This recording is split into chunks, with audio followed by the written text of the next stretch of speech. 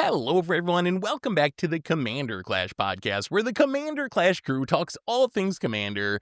And this week, we're talking about if Universes Beyond is ruining Commander, and we're just going to have a big open-ended conversation with a bunch of points about how we're feeling about Universes Beyond as we move into this new era where next year, more than half of Magic is going to be Universes Beyond sets. But before we get into all that, we got a crew to introduce, kicking things off with Budget Commander Tomer. Good morning, Tomer. How are you? I'm doing well. I love having a non-controversial topic to I start know the it should day. be. It should be an easy one. Yeah. We also have Phil, Brewer's Kitchen. How's it going, Phil? Hey, I, I'm, I might be the one that's most in the middle, but I'm not sure. We'll see. And then Krim couldn't be here today. He's a little bit sick. So we pulled out of retirement Richard for some hot takes about Universes Beyond. How you doing, Richard? Doing well, Seth. My son Krim is too sick to get cooked by the comments this week, so here I am. Here I am offering myself up to the YouTube comments. We need someone to get cooked. We need someone, yeah. So someone's got to play that role. Anyway, so that's our overview for today. Before we get into it, though, our show's got a couple of sponsors today. Our show's brought to you by Foil Armor. Do you have problems with your foils curling? Well, Foil Armor is the ultimate solution for flattening your foils. It's a two-way humidity pack that you simply put inside an airtight container with your cards, and Foil Armor will absorb and release moisture, making your cards completely flat. Put it back in your storage box to keep your cards flat forever. And you can head over to foilarmor.com and use the code MTGGoldfish to get 15% off. Our show is also brought to you by Card Conduit, the easiest way to sell your Magic cards. If you ever get tired of the hassles of buy listing, you can skip them with Card Conduit. You can use their curated service where you send in as many cards as you want with a buy list value of $1 or more and pay just a 5% service fee. And if you want to do a bit of work, you can use their sorted service where you list and sort your cards in advance and pay just a 2% fee. Either way, you're going to get a detailed report with the results and a fast payment once your order is processed. And you can even get another 10% off by heading over to cardconduit.com/mtggoldfish. Card Conduit, it's the easiest way to sell your Magic cards. So thank you to our sponsors for supporting the show. And this is normally where we do our comment of the week. But this week, no comment of the week. We had to change up our recording schedule a little bit, but it'll be back next week. Don't worry about that. So still leave your best possible comments and maybe you'll get on the show next week. But anyway, let's talk some Universes Beyond. And we have a bunch of different, categories we kind of want to get to, a bunch of thoughts we want to put out there.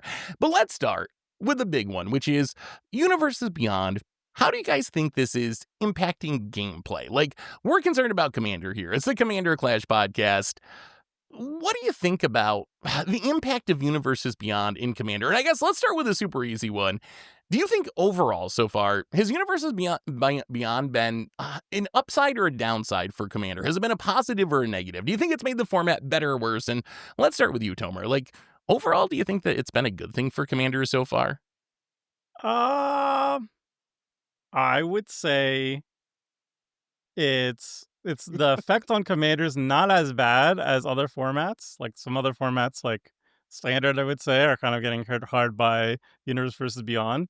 But I would say it's still affecting Commander. I think, for in terms of gameplay, I think some cards, some characters might be a little bit powerful, maybe pushed a little bit because they're dictated to by the IP holder, or maybe they feel pressured to themselves. But like Final Fantasy, for example, I was doing a rundown of the most powerful commanders from this year, and Final Fantasy took a lot of spots, and I was a little bit surprised, and I was thinking like maybe it's because they really wanted to make sure Sephiroth and Vivi got like these really incredibly powerful cards, or maybe the IP holder told them that, these characters need to be really good. I don't know, but I feel like it is speeding up power creep maybe in Commander specifically, and I don't like that.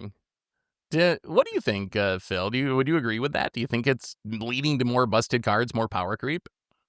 I'm not sure. I'm starting to think it's trending down a bit. Like at first, I mean, I do play Manuel's Kalga as a commander. I always say I would choose the in-universe version if there was one. But as a former Warhammer player, I also kind of want another Warhammer deck series. So it started off very strong. then again, for Commander itself, I don't really care. I guess the ring is strong, but if the ring could have just as well been in Eldraine, original Eldraine or something. I don't think that's a Universes Beyond thing. I guess I the mean- characters have to be strong. Would they have made the that's ring that just a strong- powerful in Eldraine, though? If it wasn't the Lord of the Rings one ring, though? That's like the thing. Have you seen Oko? It's Well, insane. Oko was a mistake. I think- Okay, yeah, they the just ring is a mistake as well. Or like Dockside, or like that's kind of the pushback, right? Would Yeah. be, well, like, did this start because of Universes Beyond? And I would say the answer is no. I think if you go back to 2020, 2019, before we were getting Universes Beyond sets, we were still talking about, well, they printed Dockside to sell a Commander Precon or whatever, these super push stapley level cards.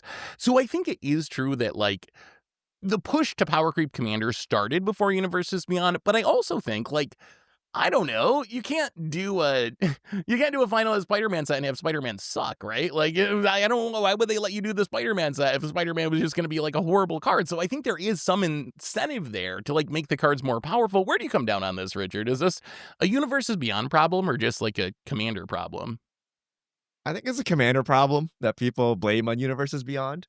So a set has a certain power level, right? And then Wizards will design a certain power level. And then when you choose the card to meet it, obviously you're going to put your good cards, right? You want your good cards to be played, so you choose it, right? But I don't think they're looking at a card like Sephiroth and they're like, okay, we're over our power budget already, but it's Sephiroth and we got to like stick more power onto him, right? I think if Final Fantasy was, say, Edge of Eternities, right, there would be some Sephiroth level card in that spot and it would just be like, you know, some Kavu guy or something. I don't know, right? Like, so I don't believe it's because it's Universes Beyond, they need to increase power level. It is obviously the set has some powerful cards and they're going to match them with what they think are the most popular characters. You know what I mean? Like, I think it works more like that because you talk about Spider-Man, but Spider-Man kind of sucks, right? Like Yeah. the power level of Spider-Man was just overall lower and they took the most powerful of them and slapped them on the good characters, right? But as you see with Omen Paths, they can just take any card and slap any flavor on it. It doesn't really matter. You know what I mean? Like some of them are top-down design, but a lot of them are not. And I think cards are just more powerful in 2025 because that's what sells stuff. And like Phil said, like Oko, Ugin, like all these cards are in-universe cards that were just overly pushed, right? Like just every set will have powerful cards. So, you know. All right, let me come at this from another perspective. Let me ask you this before, and then you can carry on the conversation.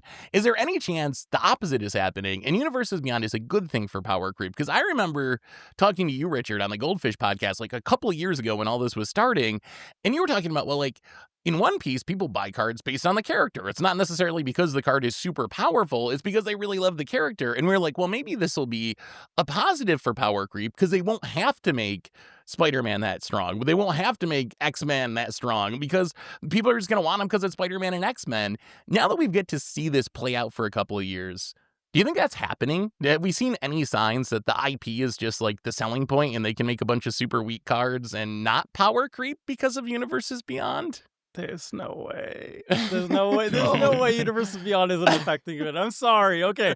Do you think the Infinity Stone would be as strong as it is if it wasn't the Infinity Stone? Like, are you That's the kidding only me? strong card from the set. I know, Yeah, because it's like, the Infinity Stone. It Like, is that's the the whole Infinity thing, right? Stone. Like, there's no way it would have been just like a generic, I don't know, in-universe thing if it wasn't Terminus the of Infinity Stone. the It would be return. that strong. Yeah. What? Yeah, Just it think would- the there's most- no what is the way. most powerful card of Edge of Eternities? I don't even know. In- Like every set has powerful cards, right? Probably Hearthhole and stuff, but no, Final Fantasy. There's no way No, they okay, would have okay, just okay. thrown So a to answer Seth's Sephiroth in there. We There's have no way. data for this, right? At MagicCon, that was when Final Fantasy was first released. We actually got a very Yeah.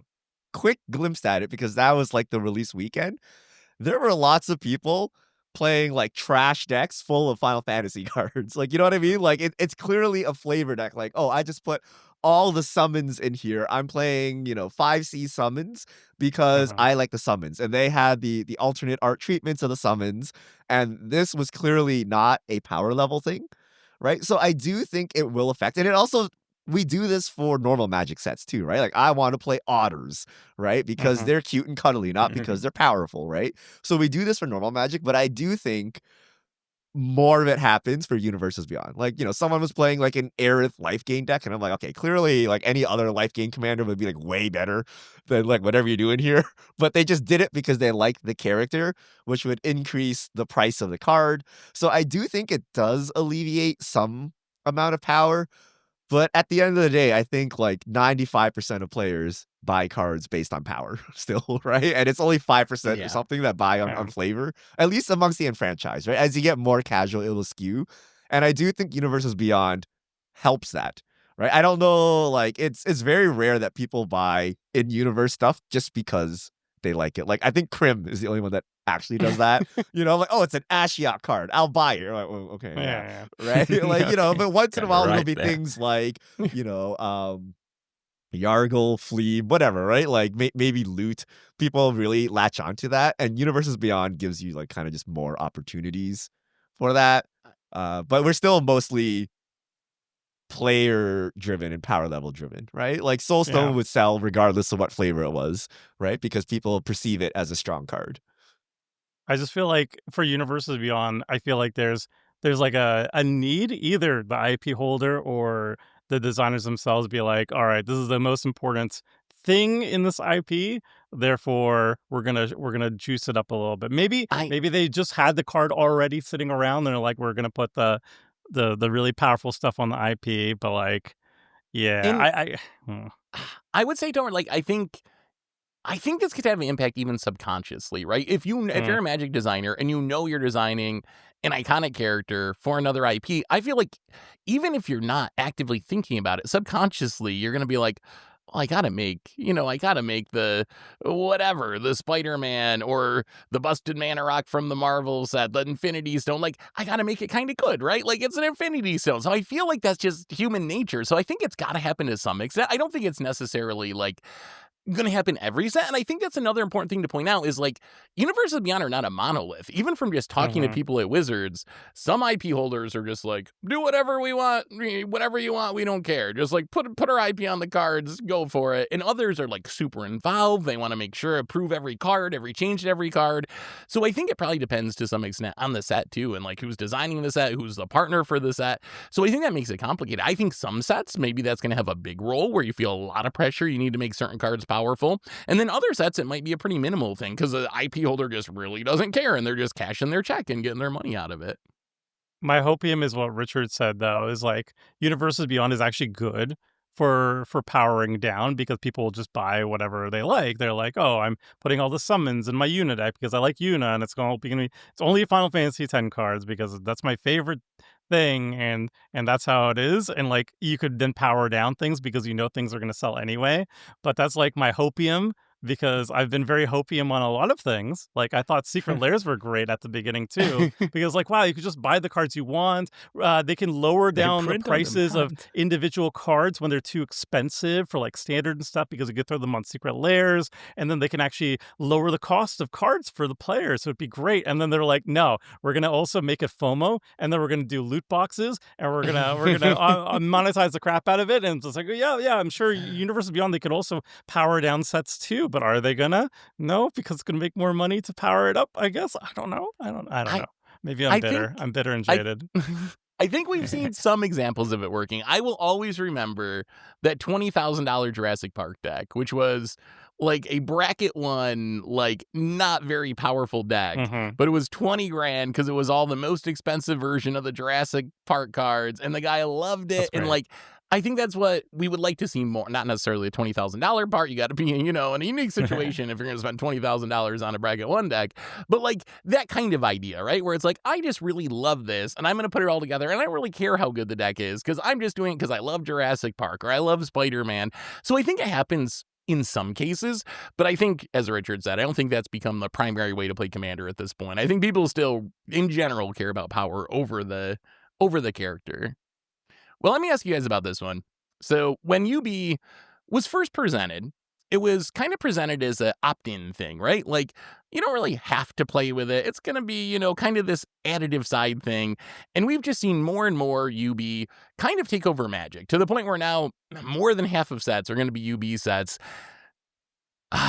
Do you feel bad when you have to play against Universes Beyond cards? Like, I've heard people bring up this criticism of Universes Beyond, which is, I don't like it. Even if you like it, if I happen to play against you, I'm going to have to deal with Spider-Man. I'm going to have to deal with Doctor Who or whatever IP I don't like.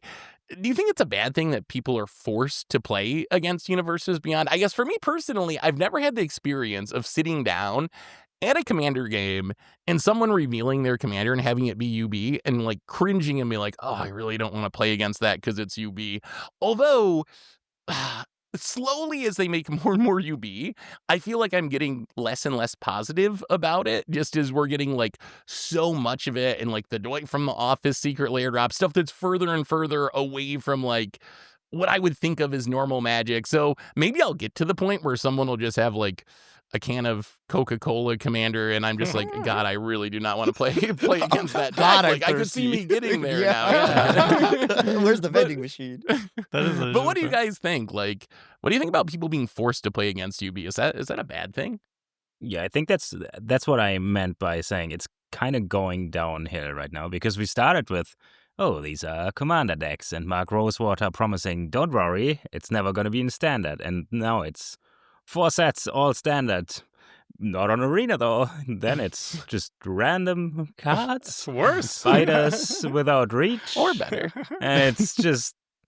I feel like we might get to a point where something very cringy might happen, and then I say, yeah, no, I don't like that anymore.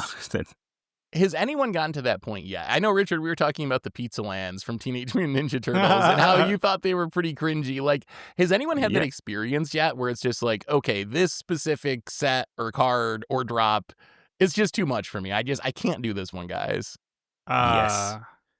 Oh, Which one? My girlfriend started playing Magic, and when the next set that came out was Spider-Man, and she said, why? And I said, I don't know. And then it's Ninja Turtles, and she said, no, it sucks. And I was like, yeah, I know. It's kind of started at the wrong point here. But we love Avatar, so that's cool. Okay. So I'm Man. a little That hypocritical. doesn't count, I don't That know. describes Like, UB perfectly. You can't be like Universe Beyond sucks, but Avatar's great. I don't. Yeah, Exactly. Final Like, Fantasy's great. it's- I mean, the issue is not Universes Beyond. The issue is the IP they chose, right? Yeah. You know what I mean? Like you like Universes Beyond when it matches your expectations. But if you just old man yelling in the wind at everything, Doctor Who, Final Fantasy, then okay, you actually hate Universes Beyond. But if you're like, oh, Lord of the Rings was great, guys. Lord of the Rings was great. Final Fantasy was great, but Spider-Man too far. But it's all kind of the same thing, right? So what that means is Wizards should stop with the comic book stuff and keep going with the high fantasy stuff or whatever, right? You know, it's telling Yeah. them something. But I will say that I would never like get up and leave the table because No. I don't know, your Carnage went super state or something. You know what I Yeah. mean? But over time, you could get the feeling that this is not the game I want to play, right? Like you came in to sling demons and angels and whatever. And I will tell you, we are far removed, even from before Universes Beyond. We are far removed from demons and angels, by the way, right? Like we've just kind of accepted it, right? But we were doing Ether Drift or whatever, even like something as beloved as Ravnica. That's just a city, okay? Like that was At least not it's like not New York. dragons and dwarves or whatever. You know what I mean? But at some point you're like, well, I sat down to play high fantasy, or I sat down to enter this world of planeswalking magic, drawing energy from the lands and whatever. And now I'm playing with Pizza Lands. Like, is this what I want to do with my time? Right. And Yeah. I think it's natural that some people say, no, I don't want to do this. Right. And some people will say, actually, it's fine. Right. Like I like it, or I don't mind it, whatever. Right. I feel very few people have like the visceral reaction, like, oh my God, it's Carnage and Doctor Who. This is an abomination. They just like walk out. Right. Yeah. But it's an Yeah. over the time falling out of love kind of thing. Right. Like it's changed too much and it's not recognizable. And I didn't change in the same way, as it. Right. So I think that's fair. And I think that is a real thing, right? And I think Wizards is banking on the fact that there's less of those people and more of the other people that either come back or start the game because of these IPs. Hmm. I think Richard absolutely nailed it. Like I would never like I've never reached a point where somebody sits down and plays whatever card is Universes Beyond, and I even to have a double take, like it does. I have zero emotion to it whatsoever. It's just I'm just playing the game at that point. But at the same time, as the game is changing, I started playing, a long time ago when Magic was very different.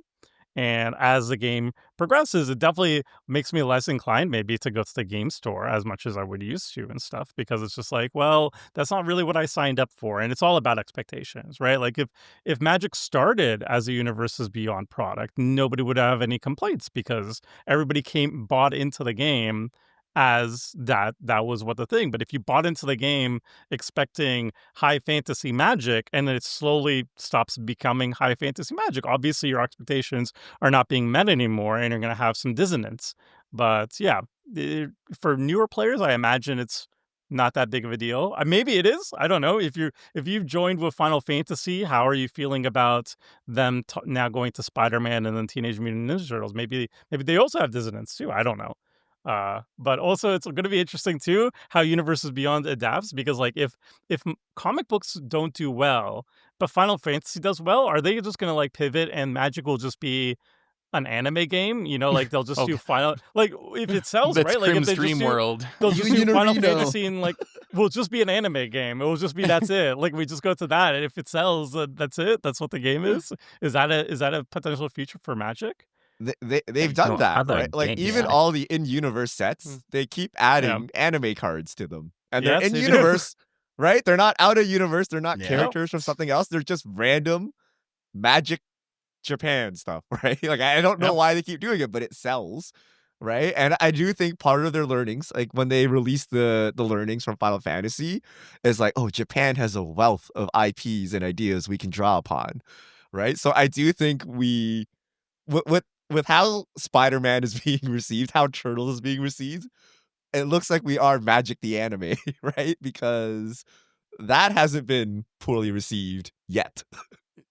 Do you think it's can you see any pattern in the UB sets that have been well received versus the ones that have been poorly received? Is it like as simple as anime versus comic books? Do you think it's I wonder if it's like a childhood thing. There's some things like Turtles and so forth, I don't mind them, but they kind of are like little kids things to me. Almost like we talked about, what if they did like Dora the Explorer? And I think for me, that would be like literally one of the Universes Beyonds. I don't know if anything would make me quit Magic, but stuff like that would be what would make me most close to being like, okay, like this is just not what I signed up for. Like I didn't come here to play Dora the Explorer. Like there's nothing wrong with that if that's your jam, but like it's not my jam. When you signed up to work at Dudler Mifflin, like what? That's my dream. Besides the, I guess Godzilla as well, but besides the Jurassic Park things, it's stuff that has actual magic in it does well. So it's Final Fantasy, except for the card Instant Ramen, which could have just been in Spider-Man and it's just as cringy. But I guess that was Final Fantasy 16 or something or whatever. And then Lord of the Rings. And then Warhammer. I guess Warhammer also has magic demons. Wait, does uh, and stuff. Warhammer have magic in it? Oh I yeah, mean, yeah, it does, the yeah. chaos. They Chaos is also have all- guns, but yeah, also Immaterium. magic. And Did Fallout do yeah, well? then- Because Fallout didn't have magic, but I don't know if it did right. well or not. I thought remember they said I that enjoyed Fallout them. was one of the best-selling Commander precons. Maybe I'm misremembering. If I'm wrong, correct me in Well the then. comments. But I'm pretty sure Mark Rosewater said that at one point, that one of those Interesting. was the best-selling precon. Like Yeah, I don't know if Doctor it's- Who. Is that Yeah, magic? it's hard. We don't talk about Doctor Who. There's no magic. in that one I either, though. really think the discourse is like how much time you have Reddit discourse on it. So for a standard set, you have so long to complain about it, so it really gets baked in. Whereas like Oh, Doctor Who was like I don't even know what it was, like a direct to modern or just pure Commander supplemental. precon. We complained about it for like a week and then moved on. Right? Same with like Secret Layers, right? Well- You're like, the Secret Layer kind of like what is SpongeBob even? Is that really Magic the Gathering? But it doesn't matter because we looked at it and then we moved on. Whereas like every You week can we can opt complain out. about Yeah. pick 2 draft, we can complain Mhm. about Yeah. standard and power level, and so I feel the standard ones get a lot more scrutiny. But that's not even true because Final Fantasy passed with flying colors. So I don't even know what I'm talking about. Final Fantasy Yeah, was also standard, and Is- It it was was a good fine. set though, but that's I think Mhm. maybe the fact how good quality the experience was might play a role because I heard only great things about Limited. I actually did not play Limited myself because I was just busy to do it. But I heard Limited was great. I know like I did the pre-release, it was quite fun. I like a lot of the designs from the cards. I I still I liked some of the designs from Spider-Man too, but people just hate it, so like I don't know. But yeah.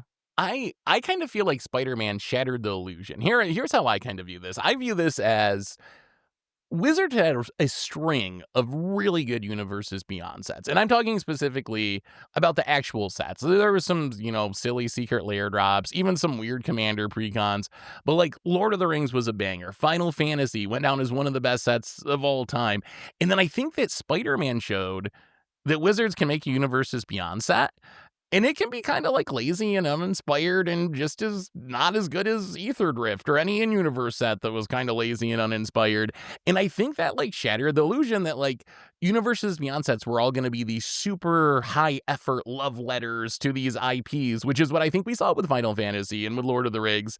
And then Spider-Man, yeah, like some of the treatments were cool, but a lot of the actual designs in the set itself just didn't feel that way to me. So do you think that that is like do you think that's any part of it that just like changed people's opinions of Universes Beyond from being these like high quality amazing sets to being like, who knows, maybe Teenage Mutant Ninja Turtles is gonna kind of suck because look at Spider-Man. I thought Spider-Man was a love letter to Spider-Man. So I Did don't it know come what you're across talking. like that to you? Okay. Yes, right? Because they had like the saga, like the comic book strip sagas. They had like the comic book text on like the alt arts. They had the flip cards that flipped into the first edition issues. Like to me, like But they that's all clearly love aesthetics Spider-Man, though. and they all That's like all kind of did the thing.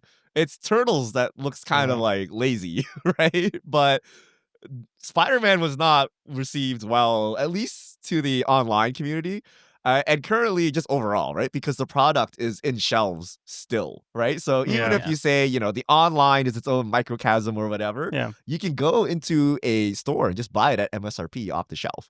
Yep. But Maybe this changes in 4 years. We all look back like, oh my God, Spider-Man was so good. I don't know. But currently, the enfranchised and non-enfranchised, everyone is showing that they do not like Spider-Man.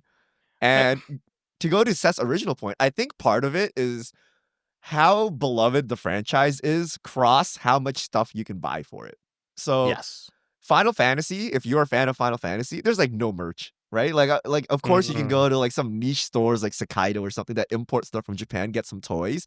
But in general, you walk into Target, there's like no Final Fantasy toys, there's no Final Fantasy shirts, you can't get a cup or whatever. But like Spider-Man, there's Spider-Man everything, like slippers, Infinite. Mhm. pajamas, t-shirts, 8 million toys coming out like every 5 seconds.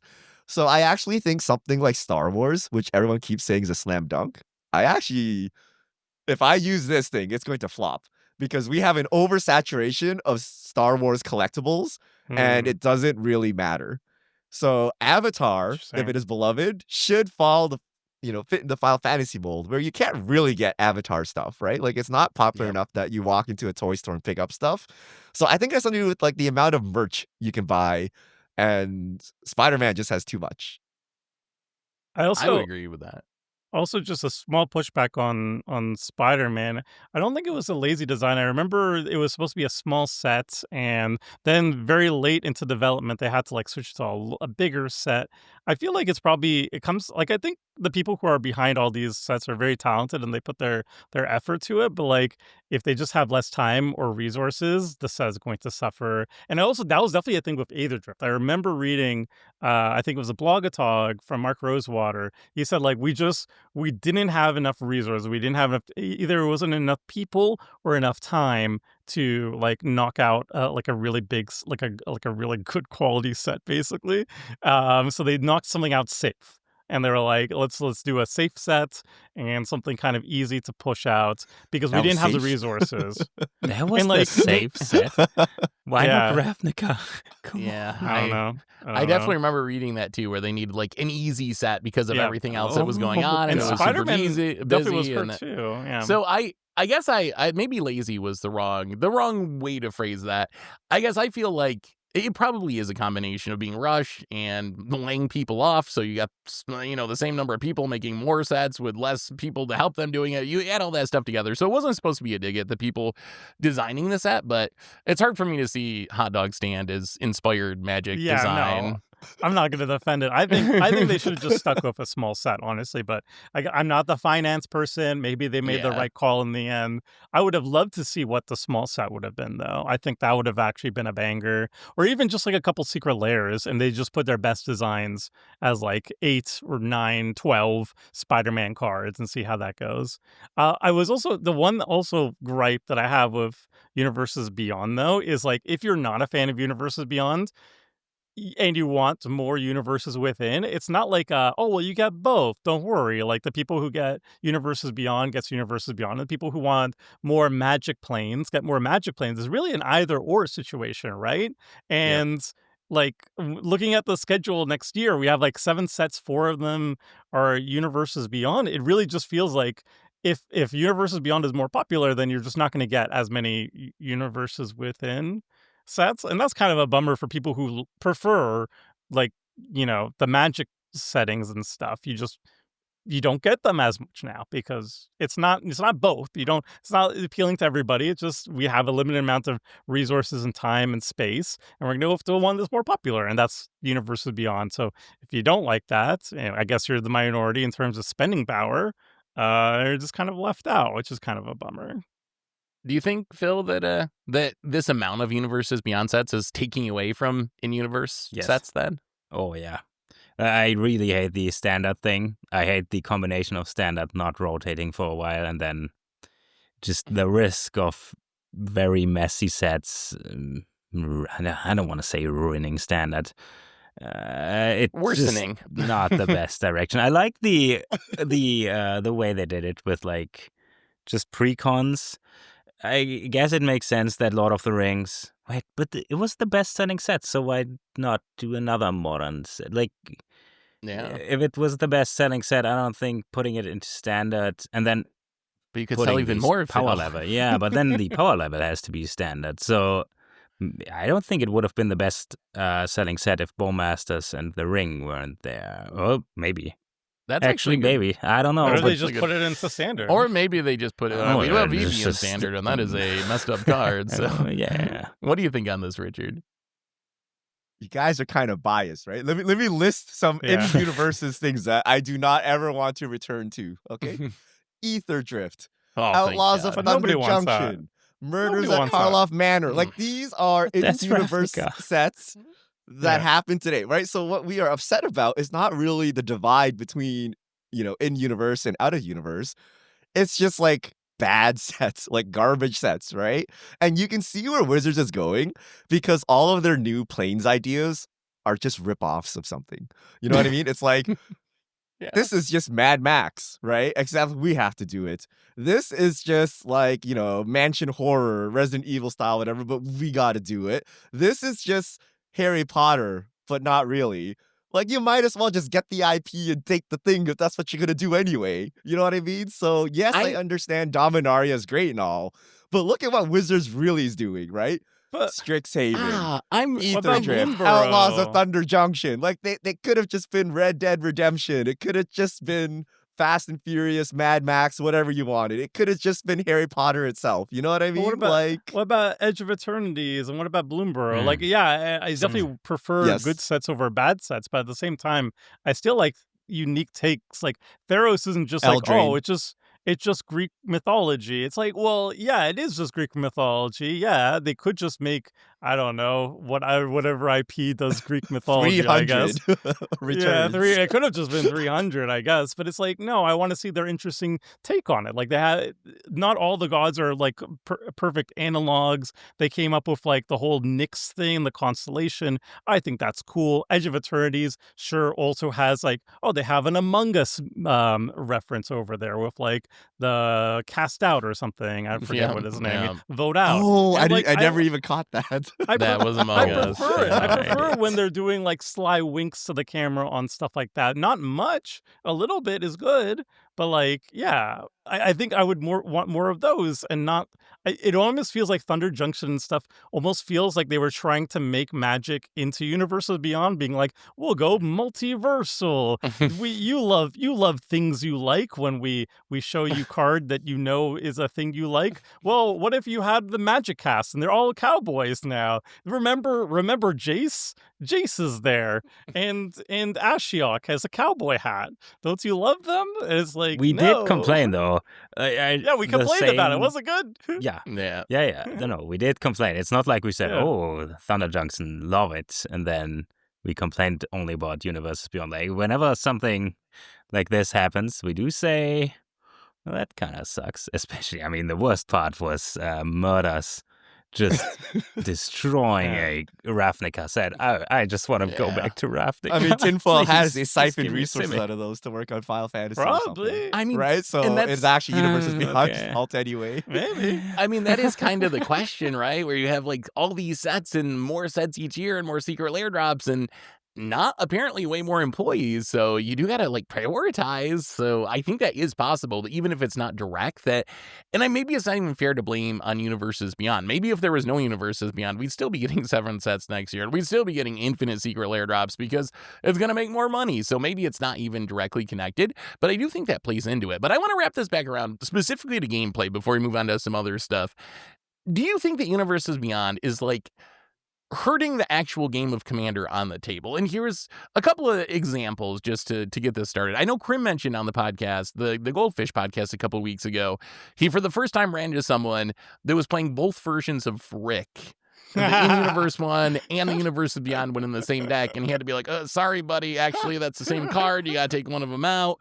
Or like people not knowing what cards do anymore, which I don't think is exclusively Universes Beyond, but we're getting more and more cards with more and more treatments, and it's not like 10 years ago where if you sat down to a game of Commander and you were a heavy player, you would pretty much know all the staples at a glance and know what those cards did. Or like the effect on the color pie. We saw this in Spider-Man where we got like so many spiders that don't go in Ishkana or don't go in Shelob because they're like red cards or like just the wrong colors. So do you think the Universes Beyond is like having, or even I guess other one is the creature types. We got Okram and villains and symbiotes that are just don't connect to anything else in Magic. Do you think this stuff's having like a negative impact on the actual game? When you sit down in a pod to play a game, do you think Universes Beyond is hurting that in some way? It feels very parasitic in a lot of ways, but there's this one gripe. I know I'm the minority here. I know nobody cares, but I care. I like that certain like creature types in Magic have fundamental attributes to them, okay? Like if you see like blue goblins and they're not doing anything wacky and goblin-like, then it's like, what's the point, right?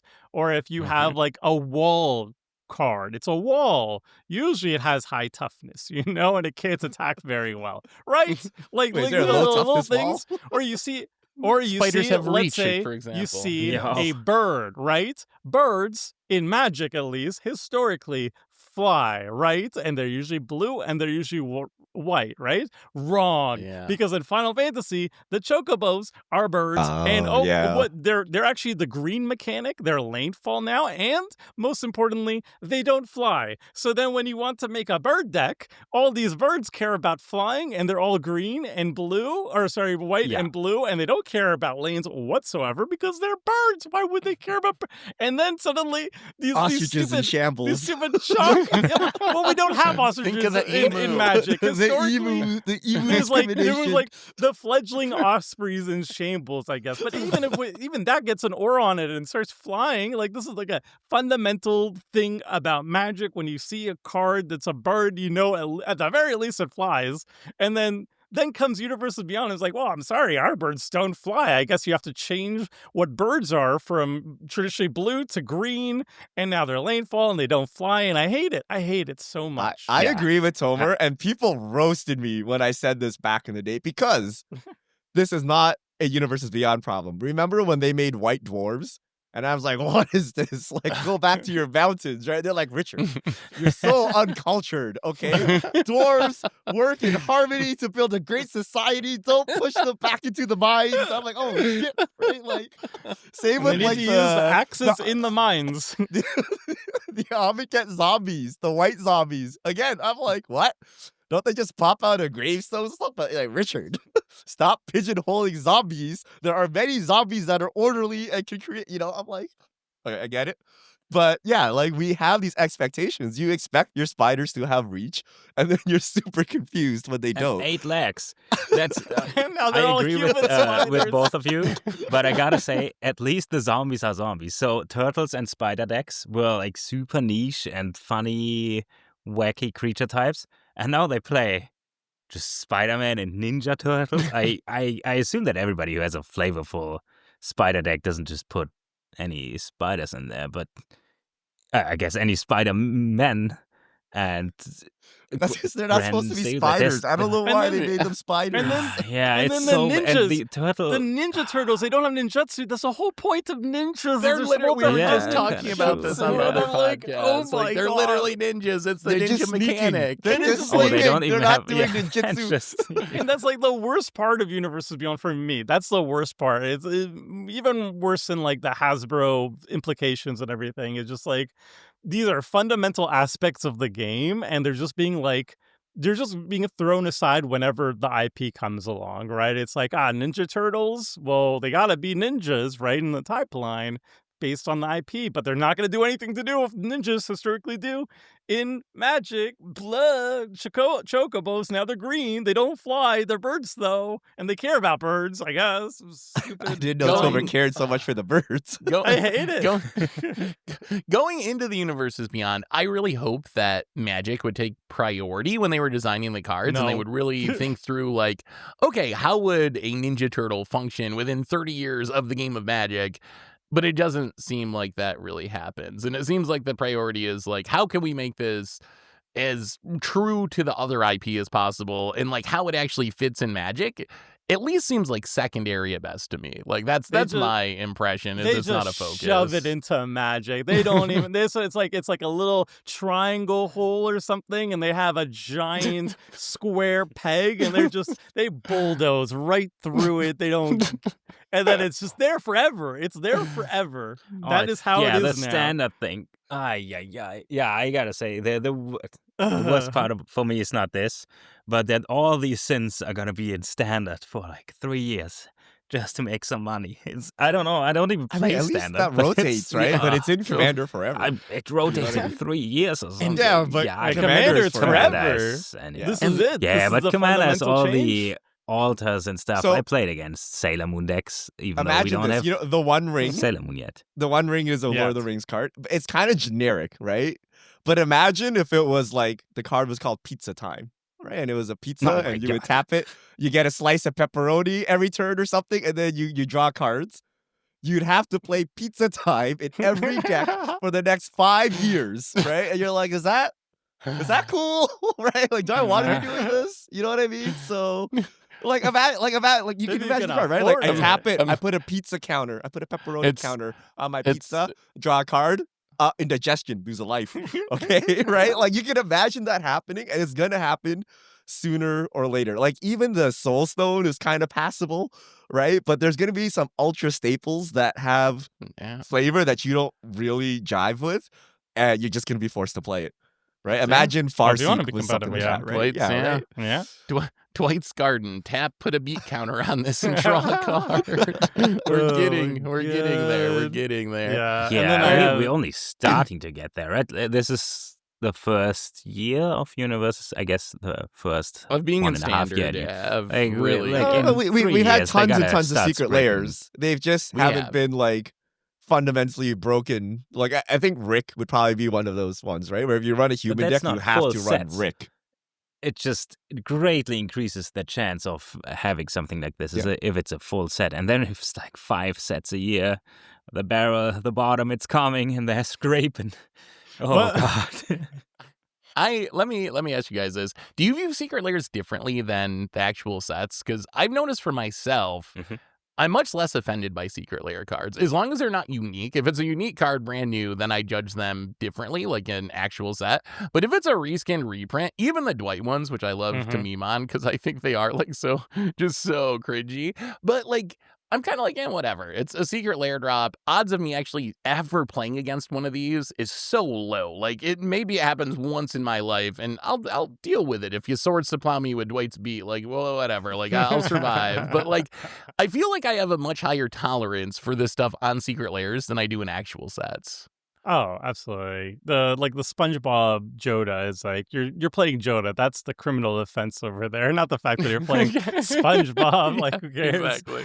Like, I'm dead either way. But it's the unique stuff that really hurts me because it's like we're waiting to see these cards get reprinted and we don't know when, especially if they're like limited time supply. You have to beat the scalpers to them and stuff for your storm card. And we even know those Avenger cards are going to be reprinted, but there's like, I don't know, the Sonic Secret Lair, when that's gone, it's like, when are we going to get Knuckles reprinted? I don't know. Like, They can It's throw so up a secret weird. layer whenever they want. They just choose not to. And Well, they used to what if do they don't in have the IP? universes beyond versions of everything, and no one wanted them. Like that's the fact of the matter, right? You open up your pack and your list card is the whatever reskin of Stranger Things. You're like, what is this garbage? And then you throw it out, right? Yeah. Like no one cared about them. Like is anyone buying the Street Fighter in universe reskins? No, right? So Wizards cut them because no one was buying them. So while my yes, Greymon's like $50, I think. Or not, what is it called? He's the Rick. that's right. Yeah, In because Rick universe, Rick himself is is like $50. expensive, right? Yeah, because he's Yeah. playable, but like no one Yeah. else wants them otherwise, right? Yeah. So I don't know. Like I feel these price issues are entirely of WotC making. Like if Super State is super expensive, they can just run it again, right? Or they could have had a bigger print run initially, or whatever. They could solve this, right? But they just purposely do this. You know what I mean? Like, and now they get to hide behind like, oh, IP issues, right? But like, there's plenty of like in-universe cards that are way too expensive, and they're not reprinting them because they're saving them for, Modern Masters 8 or whatever, right? And then that's a Wizards issue. So we shouldn't let them hide behind IP holders for this. Like, Sega, can we reprint Sonic? Yeah, whenever you want. Like, what if they said that, right? And it's like, oh no, the illusion has been broken. Well, you don't know, but yeah. So prices, Richard, you brought up prices, and one of the things we've seen with Universes Beyond is they are undoubtedly more expensive. Wizards just straight up, we see the MSRP, they got to pay for these IPs, so the prices of Universes Beyond cards are higher. We've also seen the prices of in-universe sets, like with Lorman Eclipse. They're raising the prices of Commander Precons by a few dollars, and the bundles a few dollars. Do you think that's had a negative impact on Commander? Like, do you feel like Commander has gotten more expensive to actually build and play a deck because of Universes Beyond and the higher prices of Universes Beyond? Or is Commander just so self-correcting because people proxy, or people can play a bracket one deck that doesn't need a $70 one ring or whatever? They can just substitute. Does that kind of reduce the impact of that on Commander? Like, have we felt the financial pain of the prices going up? Have you guys felt that in Commander? I don't know. I just didn't buy more Sephiroths. I got one and said, oh, that is it. And then I mean- don't buy as many packs anymore, which is just boring. It definitely, I think it's more just a sheer amount of product to keep up with. Because if you're a Yeah. Commander player and you want to make sure you have the best cards for your favorite decks or whatever, there's just more products. So each set is going to have another chase card that's super expensive in the $20 plus range. So there might be more pressure for you to buy these cards. it's all kind of an illusion, obviously, because it's casual. Commander's casual, and as long as you can keep up with your own play group, you don't really need to have the most optimized thing. And if you're playing CDH, where you need the most optimized thing, that's like the most proxy-friendly format in the history of the game. So you don't actually need any real cards there. So it's I don't know. For me, I haven't really felt it that much because I usually like skew towards budget anyway. But yeah, there's Yeah. definitely more cards, and the cards are more expensive. So there's more of a desire for sure for a lot of people, like my friends, for example. There's more of a desire. It's like I need to have that Infinity Stone because it's a staple in the black decks, and I'm running a mono black deck. Why wouldn't I have this card? So yeah, I could feel that. But I don't know if it's a Universes Beyond thing. Maybe other cards are more expensive because of Universes Beyond. But isn't that like also an excuse? Like if they raise the price of everything, like if they weren't doing Universes Beyond, would they like suddenly lower the prices of stuff? No. No, probably not. Yeah, it's just all cope, right? Like Yeah. Wizards charges more because we are willing to pay more. And that's simply Yes. it, right? They could have made all the Universes Beyond sets the same price, even half the price, and still paid the licensing fees. Like Seth, you did the deep dive into Hasbro economics or whatever. Like Yeah. Yeah. their profit can margin afford is it. like 50% or something. It's you know, like insane. it's not like they're scraping by. They're making like tech money hand over fist, right? What's tech Yeah. money, right? It's all software, right? It's like you're not doing anything. You just got to pay people to make it, and then it's essentially free, and you can charge as much as you want, and it's all profit. These are pieces of cardboard worth like cents, right? And they're selling them as if they're worth dollars, right? They could take, 10% of that, give it back to the license holder, and still make a tidy profit. They choose not to, and they say things to make us feel better. Oh, it's Universes Beyond. We got to pay some amount, so yeah, we're gonna pass the buck on to you, right? But it's just all cope, right? So Yeah. we're paying it, and it works, right? People will pay more money for a Sephiroth, right? They will pay more money for a Cloud, for a Tifa, whatever. So it's working, Mhm. and it does drive the price up, but people are paying it. And then there will come a day where they won't pay it anymore. And then Wizards will magically be able to lower prices without, without any consequence at that point, right? Yeah. I mean, Yeah, I sure. think that's true in theory. I don't know if Wizards would actually do it. Like, I've been wondering, like, if there was a crash, what that would look like. And we're probably getting way too far ahead of ourselves. But like, if what if Universes Beyond was rejected? Or what if something I've been wondering about is we've seen Funko Pop. Funko Pop be incredibly popular, right, a few years ago. And their whole model was like, we'll get all these different IPs and we'll sell toys to people. And it's like nostalgia. And they remember these from their childhood or they want to collect them. And then we've seen in the last couple of years, Funko Pop dumping tens of millions of dollars of toys literally in the dump because they couldn't sell them. And now they're firing their CEO and they're doing horribly. Is there any chance that like doing all these crossovers could turn Magic into a fad essentially? I view Magic as this like long-term game with like this really niche dedicated fan base, kind of like Pauper, kind of like the Pauper format. It's like it's always been there. There's a few people that really like it and they are super hardcore and they're going to tell you how awesome Pauper is every time you talk to them. But now it's trying to shift to this like mass audience where you get all these people in who probably are not going to be as dedicated as those Pauper players. They might buy a Commander precon and play a couple games and then shift to playing Fortnite or shift to playing some other card game. Is there any chance that Magic could like set themselves up for that, like a Funko-like fall because of this eventually? Or am I worrying about nothing? I mean, the average Magic player played for like 9 years or something.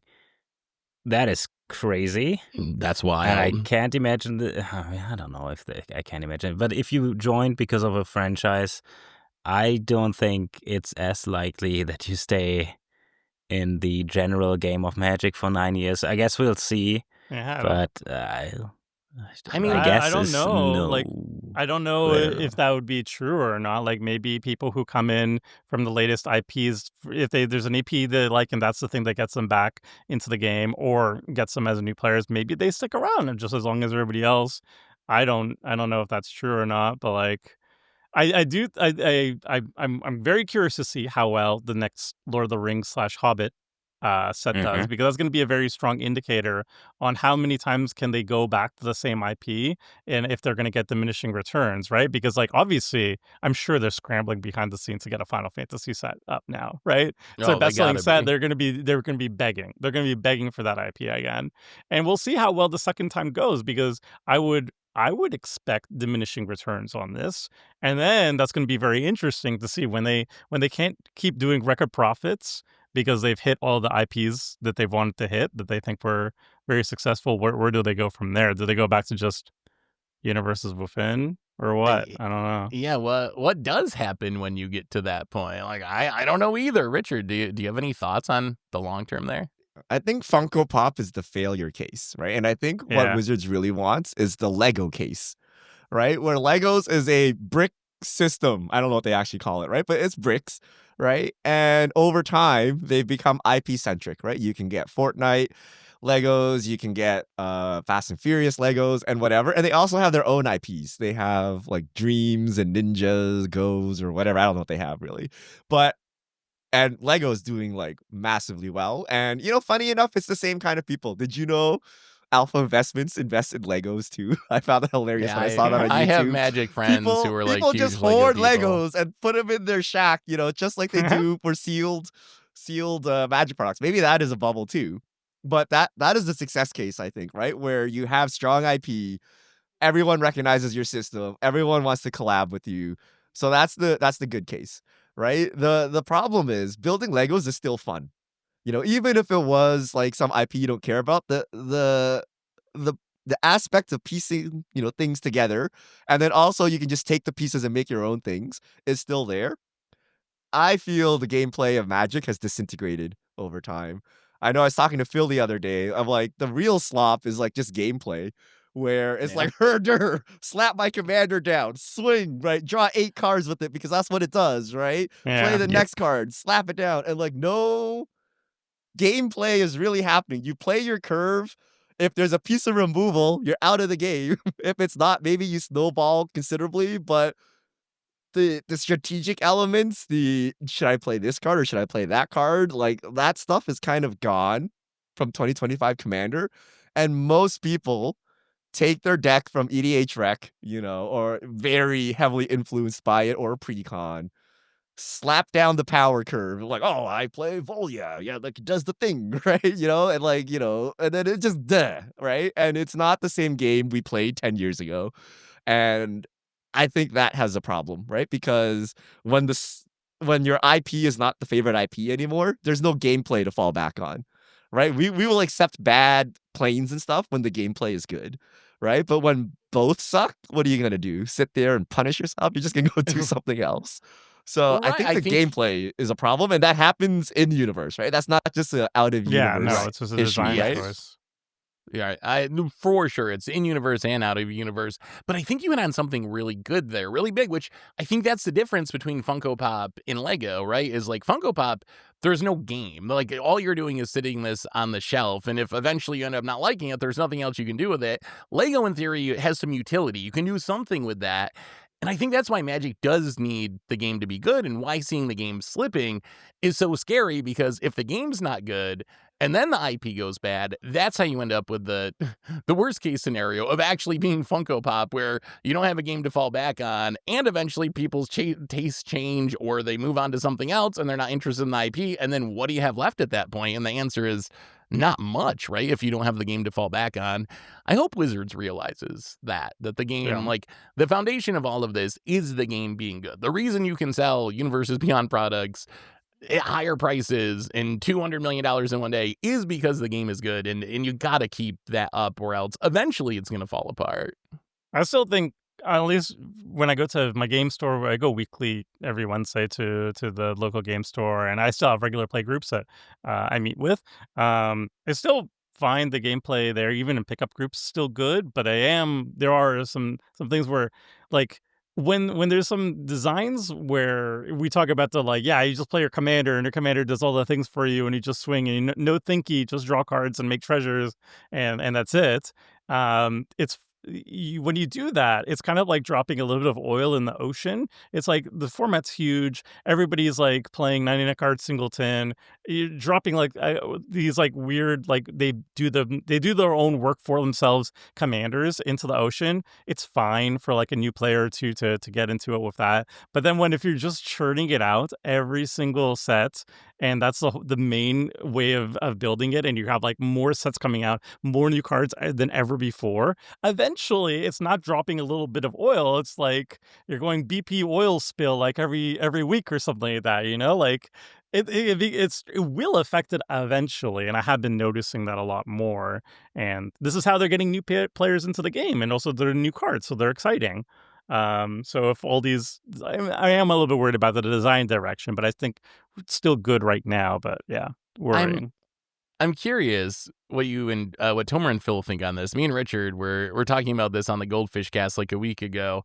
One thing I've noticed with Universes Beyond, and it was Heroes in the Half Shell from Teenage Mutant Ninja Turtles that really drove this home, is it feels like there's some almost cookie cutter designs that they have to do every set. Like this, we have this template for the 5-color commander, and it does the thing for the thing that it is, and we put a bunch of keywords on it, and we do it again the next set, and the next set, and the next set. Have you guys noticed that? Do you think that's an actual thing, and do you think it's a bad thing? I mean, yeah, the bottom. It's coming. What are they supposed to do? The turtle commander is going to do something with turtles, I guess, because it would also be a waste if that's the super interesting 5-color commander. So I don't mind it in this case. Yeah. But yeah, especially if they do 7 sets, they kind of got to do... It's also, it doesn't help that Universes Beyond kind of limits what they can do. I guess they're kind of flexible what they put on the cards, but there's not too much creativity in creating something where everything is already a given. Like there's already Sephiroth crowd and all the things, and then color identities kind of are given as well. I don't know. They do look cookie cutter, yeah. Especially the turtle one. And there's always an ninjutsu or something. So I've heard the discourse because it was posted on my latest video and stuff. Like it's the Wooburg. It's the Wooburg. I am a Ninja Turtle. You will put all the Ninja Turtle cards in here, please. And it will make them somewhat playable because all of them are doing different things. You just throw them all together. And also the Cosmic Spider-Man is like, who cares? They're all different Spider-Mans. They do all different things. But they all have vigilance, lifelink, trample, and the commander itself just hits really hard. So, like, what more do you need, really? I think it's actually kind of fine because, like, it's just one of them, as long as that's not the strongest thing coming out of the set. Because as Richard mentioned, we're as commander players, we're still aiming for what's the strongest commander, and that's going to be the most popular one. There's a strong correlation between what's like the easiest to build powerfully card and what's the most popular one. As long as the 5-color just jam all my Ninja Turtles into the deck one is not the strongest and most popular, then it's not a problem. If this is for like a new player, be like, I just like Ninja Turtles, give me the easy Ninja Turtle commander, I think it's fine. Same with the Cosmic Spider-Man. And also Final Fantasy didn't have that. They had the Esperterra, which is like the saga thing. And there was like the Lands Matter Towns thingy. And both of them were interesting enough, I think. They weren't really fitting that mold. But they were the Wooburg ones. I think it also depends on the IP. I think maybe Spider-Man and Turtles skews towards people who are not as familiar with the game, as opposed to Final Fantasy, which they said on record. I remember when they previewed it that they expect the people who are buying Final Fantasy to already know the fundamentals of Magic, so they can add on top of that more complicated things. So I think it's fine. I want to say we did it to ourselves. Like, do you guys remember werewolves? So werewolves, a beloved type from Innistrad or whatever. They flip day, night, whatever, right? And they were like, there's no legendary werewolf. What's up, wizards? Like, why is there no legendary werewolf? I want to make a werewolf deck. So we're just like, I got you, fam. Eldritch Moon, they make Ulrich, who does fighting or something unique, okay? And everyone's like, what is this trash commander? Okay? Like, we waited like 5 years or whatever for a werewolf commander, and you gave us this garbage? Everyone was upset. So Midnight Hunt comes around, they make Tovolar. Yeah. tried and true bread and butter. Whenever wolf or werewolf hits someone, draw a card, right? At the end of your upkeep, transform all Make your it a wolves. Toski. Backside, draws more cards. I don't know, right? And everyone's like, yeah, good job, Wizards. You finally made a High worthy five. werewolf commander. And I like, think it's fine. that's what we do, right? Like Ulrich was an interesting fight commander or something. I don't know what it did really, right? But It just people don't fought. like it. They need the Toski in the command zone. Like, play my stuff, draw the cards, be OP, threaten lethal, like be the overrun as well. So we kind of just did it to ourselves. So what do you expect? Which is just gives us what we want, Yeah. right? I mean, Yep. people like powerful cards. I don't think they necessarily have to be as cookie cutter-ish, but maybe they do have to be because drawing cards is powerful and ramping's powerful. They know what makes for strong commanders, and it's easy to stick that on there. But I think it is true that we're at least somewhat responsible for that because we didn't, we do want the powerful cards, and those are the cards that get people excited. Even Vivi, which is just drawing standard right now, was like a super hype card, and it still is a super hype card because people love Vivi. So yeah, I think we bear at least some of the responsibility there. Let's shift gears a little bit. I want to bring this up. One of the downsides, theoretically, of Universes Beyond is you have someone else's IP on your cards. In some cases, you have real actors on your cards. We saw the Doctor Who actors. We're going to Star Trek. We've already seen pictures of William Shatner and whatever. Like, we know they're real people on there. How big of a risk do you think there is of this going wrong eventually? And we print a Magic card today of actor X, Y, or Z, and then 10 years from now, he murders someone, or they do something horrible, and now there's a Yeah. Magic card with this person on them. Is that something we should be concerned about? And is this any different than Crusade and the other cards from Magic's past that have been banned because 30 years later, they don't actually look very good? Like, is this a Universes Beyond problem? Is it a problem at all? Yeah. And is it a Universes Beyond problem? Or do we have that same issue with in-universes cards, like those cards that needed to be banned? I mean, they could have like an NFL player who, Right, yeah. he's a star right now, but OJ. then turns out it's next OJ. Yeah, OJ. like, it could happen. I feel like it's a risk they're willing to take because then they just be like, all right, well, maybe we'll just ban this card or something, like afterwards. Whoa. I don't know. I think ban the way OJ. bigger problem is that that's very Fortnite-y to me. If it's like exactly that, I would have accepted it with a lot of the Rings because I really, really like the movies. But that's just me being a hypocrite because for Star Trek, I feel like, wait, that's the guys. It looks so off on a Magic card. And maybe the best way of doing Lord of the Rings for me, there was this holiday edition where they had these old school arts. And turns out I like these the most. So that would have probably been the way I would have preferred it. And maybe if I saw actual Frodo, like Elijah Wood's Frodo on there, I would have said, it's kind of not my immersion right there. I would have liked it more. And he's DJing. in the beginning. Oh my DJ God. Frodo, oh my God. Mind They're gonna have a me. bonus That'd be the card for secret layer DJ drop, Frodo. yeah. Oh, But so good. I don't think the worst part about having OJ on a Magic card would have been OJ on a Magic Yeah. card, not what he does later. Yeah.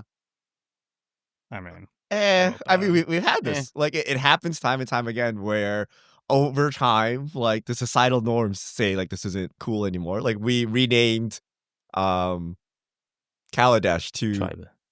a Avishkar. All Vishkar. right. A Vishkar, right? Yeah, Because yeah. at that time, they didn't understand what that meant or whatever. And we rename things like shamans or whatever, right? Like, Oh, and they So stopped it working with happens. certain artists too. Yes, like they stopped working with Sebekinen certain and Teresa artists. Neeson, yeah. they don't go back and ban the cards, but they always have Yeah. that in their pocket, right? Because we have the old cards from the 90s when things were vastly different that they just went back and banned, right? And then there are things that they fought back against too, right? Like, if you remember the 90s, Magic was Satan's game and demons, and let's ban it from our schools or whatever. And we're just like, no, right? So, whatever. I don't think it's a big issue. They do open themselves up to more of it because now they have real people. But I'm with Phil. Like, the real travesty is having the real actor on there. You're like, my immersion, right? Versus Yeah. the chance that they do something bad in the future. Yep. Yeah, those are. Oh, go ahead, Tomer.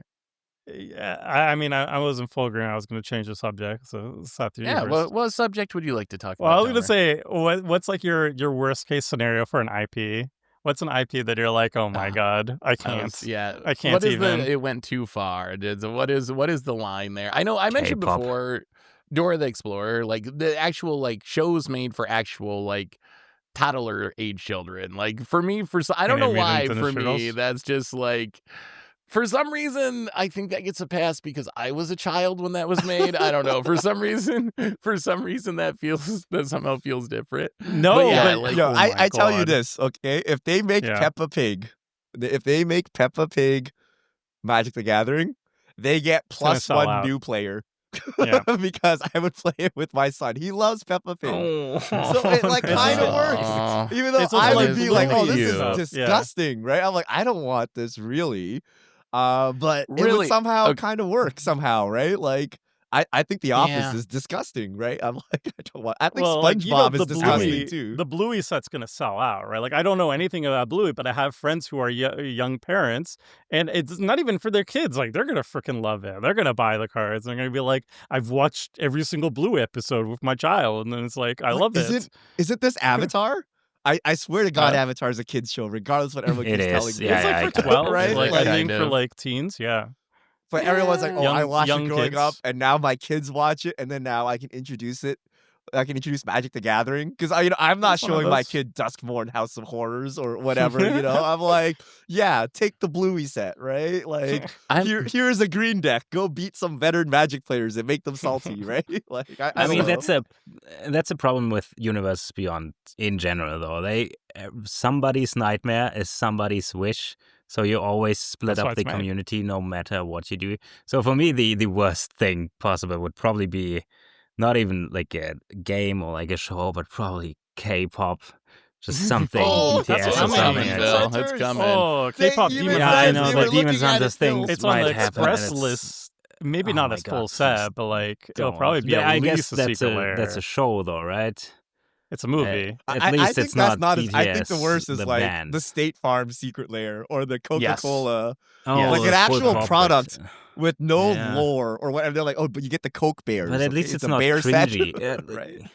At least Coca-Cola isn't cringy. If I have to explain to my parents or girlfriend that we're playing, especially my girlfriend now that she plays Magic, I'm like, Oh, we're she's doing gonna K-pop wait. now. Has she not watched K-pop Demon Hunters? I have a new date night No. suggestion for you. Oh no! We're Can you very give me your scared of that. contact? I have to tell her. No. something. When we saw I this have to going tell to her something. Fortnite, we were immediately coming to scared. Fortnite? At Yo, least the K-pop Demon Hunter slaps though, and it's good. already in also Fortnite. It has a also plot. it also has magic in it. Like I think that's the thing is like I really don't like sets that don't have magic in it. That's why like the Avatar fits better for me. And even K-pop fits better than me than like Teenage Mutant Ninja Turtles. I'm sorry. Wait, I'm not talking about the Demon Hunter show.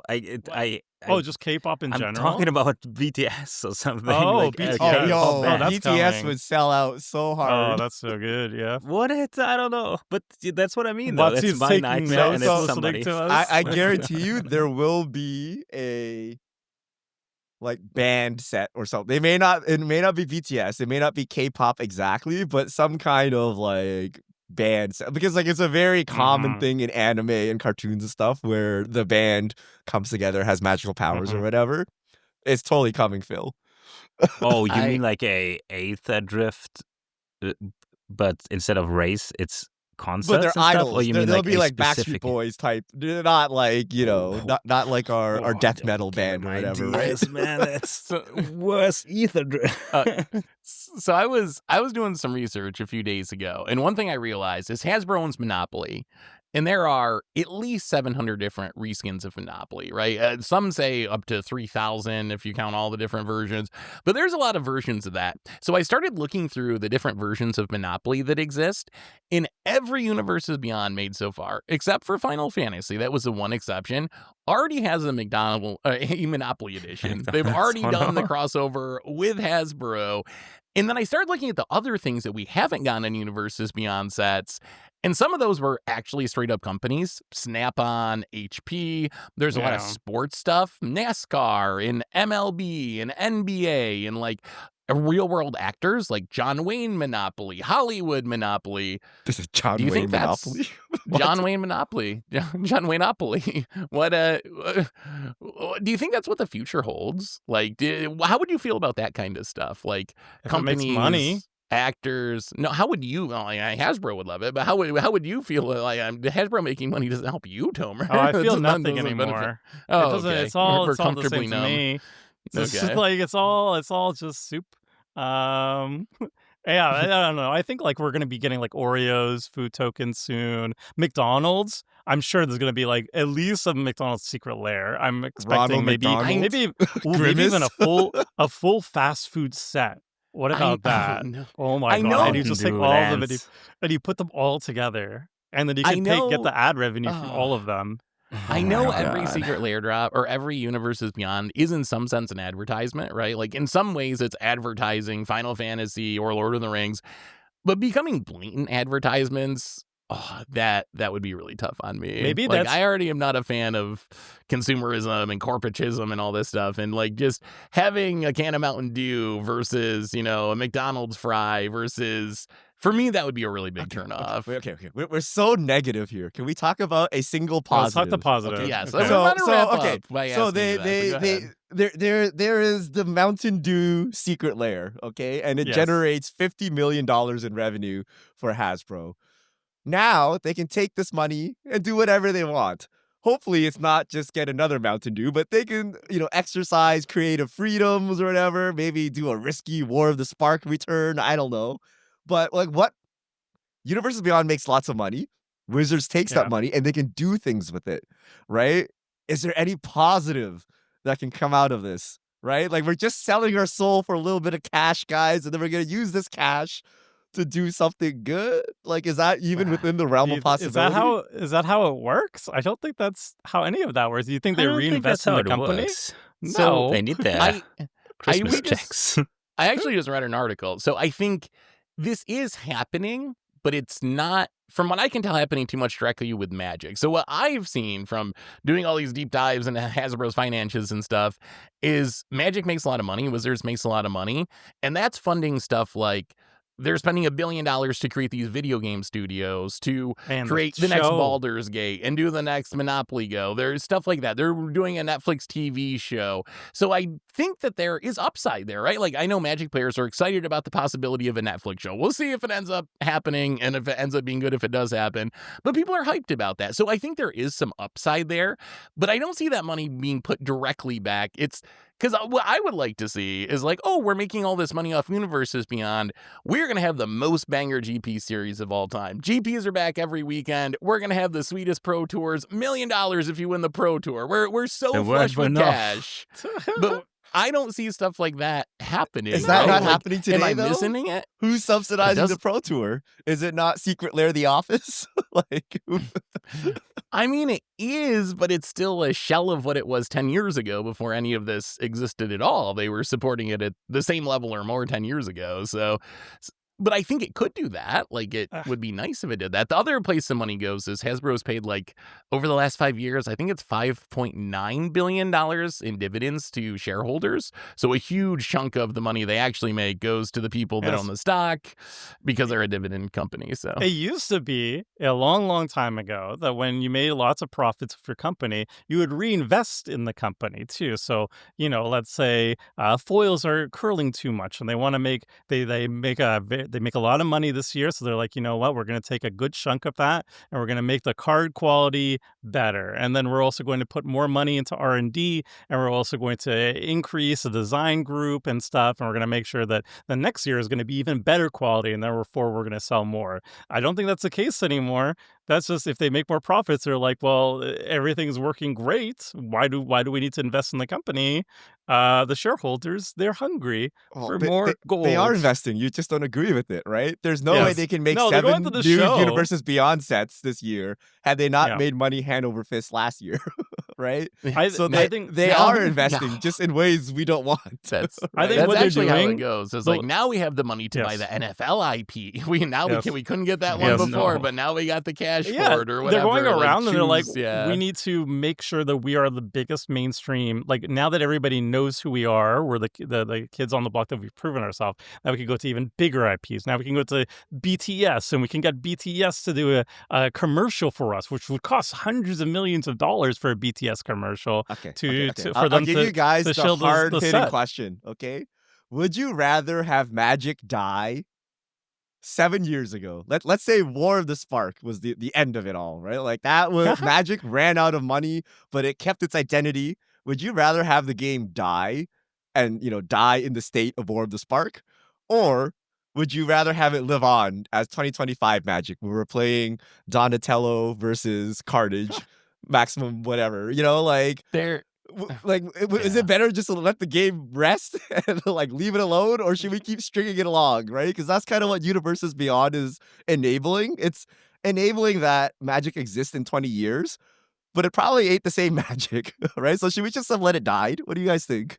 I would not want Magic to have died with War of the Spark. I hold out hope. One thing I have learned over all my time following Wizards is Wizards sometimes goes too far. When they have what they think is a great idea, they sometimes go way too far with that idea. And we've seen this with card designs where you make equipment and then you push them way too far at first, or you make vehicles and you push them way too far Treasures. at first, and you got to treasures and you push them way too far, and then they got to enter tapped. So one thing I've seen when Wizards time and time again, we saw this with the MPL, if you want a non-gameplay example. We're going to be an esport. We get rid of everything. We're putting all our money into being an esport.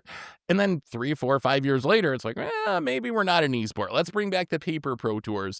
So I wouldn't want Magic to die because, for one, I still love Magic. Even right now, even though I don't think Magic is at its peak as far as how good its gameplay is, I still really love playing Magic and really enjoy playing Magic. So I'm still enjoying it right now.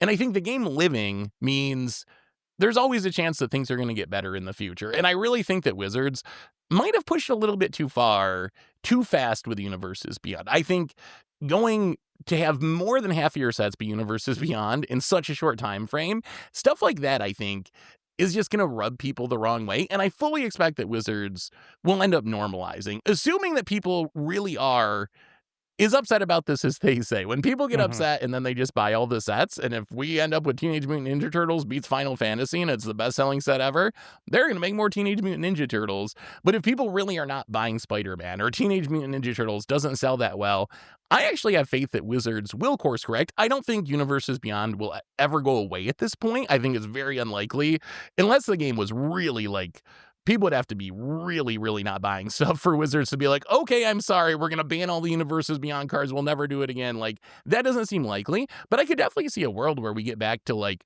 4 in-universe sets and 2 Universes Beyond sets a year or something. Like, we could see a more like Or one. balanced mixture of things. So that's my take. I wouldn't want the game to die. And I think it's important to remember that things can always change in the future. And we've seen Wizards change, and they have a track record of going too far sometimes at first. Yeah. I was super negative this podcast because I never had a chance to be very negative about Universe Beyond, and this was like a catharsis. I could just let it out, and it felt great. I got to rant about birds, and man, that was sitting on my chest for so long. So thank you for the opportunity and for listening.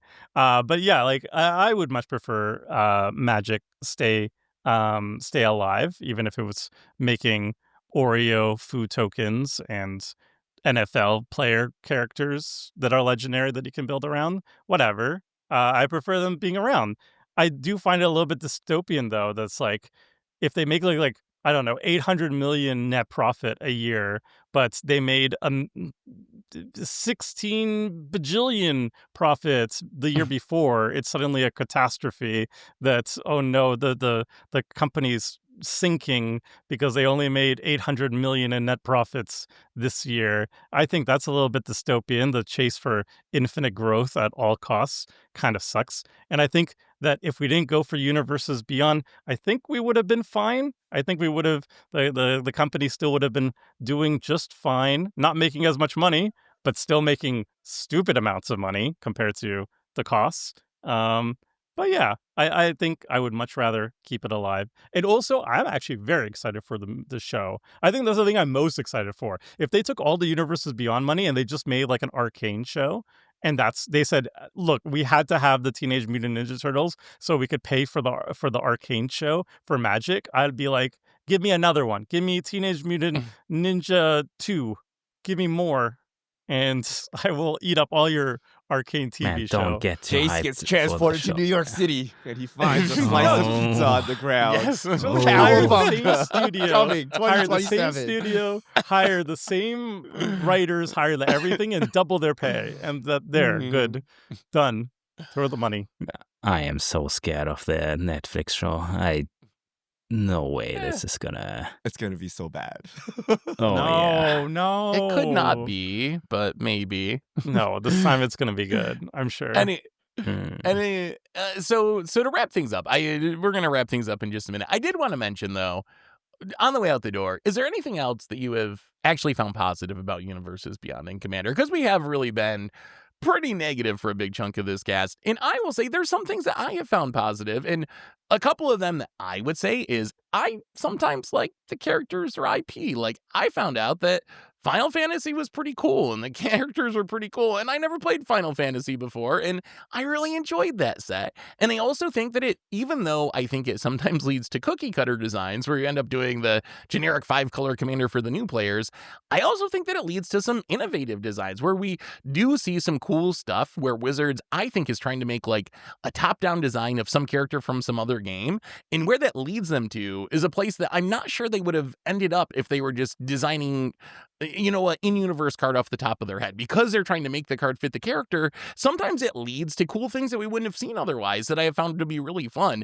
So I think there are definitely upsides here to Universes Beyond as well. But I wanted to ask all you guys that. Is there anything that you personally actually like about UB or found to be a positive for Commander?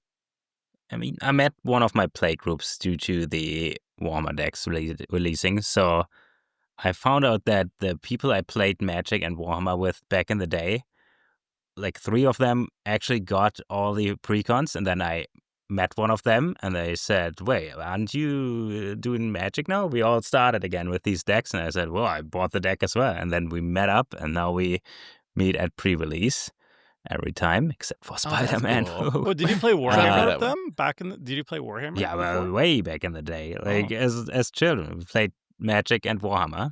Well, what and, was your army? Eldar and then Nurgle. Cool. And Just- I mean, and what you just said, Phil, lines up with something that Wizards has said, Yeah. which is UB is one of the best ways for us to bring in new players and to get back Returning lapsed players, people who used to play 20 years ago and haven't played, or 10 years ago and haven't played in a long time. These sets are bringing them back in. So even though we're focused more on like what's good for us personally, I think that there is an upside for the whole community there, where I think pretty much everyone agrees, old players returning to the game that have lapsed is a positive, right? That's good for all of us if those people are playing again, and new players are good. But what about you, Tomer? Is there anything that you have found to be a positive about UB? I mean, that's the biggest one, is getting new players into the game, if this is the best way of doing that. And they say the data says that it is. I think that's the biggest draw. I have a friend of mine. She said that she's going to try out Magic as soon as they do the Animal Crossing Magic set. So I'm Hey, looking I'm forward sure to it's that. coming. Genuinely, I'm looking forward to it, because then I get to play Magic with her. I think that's very cool. And then also, I do think a lot of the designs on some of the, especially the precon ones, have been really good. Like the Fallout ones were standouts to me. I really liked the junk mechanic. I really liked the rad counters. I thought radiation was just so cool, so well done, and I'm really excited. I hope that it comes back. And then also the Warhammer precons were obviously amazing, especially when you can just you have 4 precons on that IP, and then you could play them, and every single card has artwork in its theme around that setting. It feels just so beautiful to me. Same with the Final Fantasy ones. So I do I don't mind all Universes Beyond or anything. I like when it's well done, and especially the Commander precons I thought were all really, really incredible. I think the lack of the precons is big part of the reason why the Spider-Man release didn't go over as well. I think if they had Mm. precons for that, I think it would have changed the reaction, I think, to some extent for the Spider-Man set. But we're gonna wrap things up with the final word. You, Richard, the Codfather. What are the positives for you? Is there anything that you like about UB? I like meeting enthusiastic people, right? So Spider-Man pre-release, I played many people. They're like, "Oh my god, I love Spider-Man," and they're just like rambling on about Spider-Man, and I enjoyed it. I like Mhm. Spider-Man. I like when people are like super passionate about something, and I feel really bad for them because a lot of people are like apologetic. It's like, is it okay if I like Spider-Man? Like, Yeah. I know the internet is so Yeah. hateful. I'm like, what the hell, man? Right? Like, it's Seriously. really cool. And like, we crap on The Office all day, but it would be very sweet if I sat down and someone had their Dwight deck and they were like Mhm. super enthusiastic and like rattling off quotes about The Office and stuff. Like, I think that happens a lot more with Universes Beyond, and I think it's very cool. And Mhm. even if I don't personally enjoy whatever IP they're playing, like the fact that they're having a great time, they're enthusiastic, they're giving me that energy, like makes my day better. So I actually really Yeah. like that part, and it brings back lapsed players, new players, things like that. So I do think it is overall better for the game, even if they do go too far. But the more passionate, enthusiastic people we get in our game, I think the better, right? And previously that had to be in universe only, but like show me the 2000 the $20,000 Ninja Turtle deck, like bring it, right? Like I Yeah. want to see, right? I will partake in your Yeah. enjoyment, right? So I like that part of it. We'll see how I feel about it when someone really likes Coca-Cola and it's like, here's my Coca-Cola I'm so deck. passionate Have about a beverage. McDonald's. On that note, everyone, I think that's our Universes Beyond podcast. It was a long one. Hopefully you enjoyed us ranting and discussing Universes Beyond. Let us know what you feel about it in the comments. We went over a lot of ground today. Let us know what you think. We'd love to hear from you. Leave a comment for the comment of the week, and we'll be back next week to talk about even more commanders. So until then, have a great week, everyone. And this is a crew signing out.